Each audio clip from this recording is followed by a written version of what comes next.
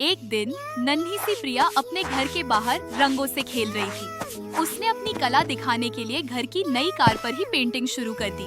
फिर वह लॉन में जाकर धुले हुए और टंगे हुए टी शर्ट्स पर भी खूबसूरत डिजाइन बनाने लगी। जब उसकी माँ अंजलि बाहर आकर कार की हालत देखती है तो वह गुस्से में आ गई। उसने प्रिया की कला को गंदगी समझकर उसे बहुत बुरा भला कहा। माँ का गुस्सा देखकर प्रिया रोने लगी। अंजलि ने प्रिया की उदासी को नजरअंदाजा करते हुए उसे सख्ती से घर के अंदर ले गई। प्रिया का दिल टूट गया था। उसकी आंखों से आंसू बह रहे थे। रात के अंधेरे में वह चुपके से घर से बाहर निकली और एक बड़ा ब्रश पकड़कर एक खूबसूरत बिल्ली बनाई। फिर वह अपने आर्ट सप्लाई उठाकर शहर की तरफ चल पड़ी।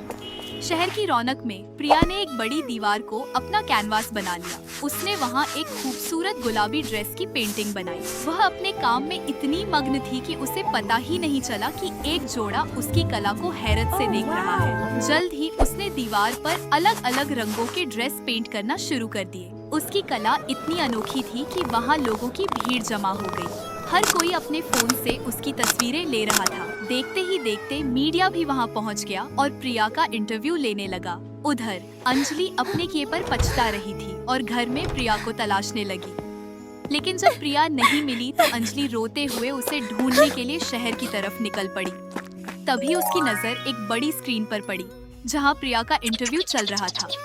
अपनी बेटी की सफलता देखकर अंजलि की आंखों में आंसू आ गए। प्रिया की शोहरत एक बड़े फैशन कंपटीशन तक पहुंच गई। उसे वहां अपने डिजाइन पेश करने के लिए बुलाया गया। प्रिया एक खूबसूरत गाउन पहनकर स्टेज पर आई और पूरे कॉन्फिडेंस के साथ कैटवॉक किया। जजेस उसके टैलेंट से इतने प्रभावित हुए कि सबने उसे पूरे 10 नंबर दिए।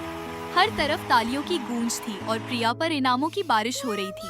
वह स्टेज पर ट्रॉफी और फूलों का गुलदस्ता लिए खड़ी थी। उसकी खुशी का कोई ठिकाना नहीं था। तभी अंजलि वहां पहुंची। उसने दरवाजे से अपनी बेटी को कामयाबी की बुलंदियों पर देखा। अंजलि भागकर स्टेज पर गई और प्रिया को गले लगा लिया। वह आंसुओं के साथ अपनी बेटी से माफी मांग रही थी और उसकी सफलता पर फख्र कर रही थी।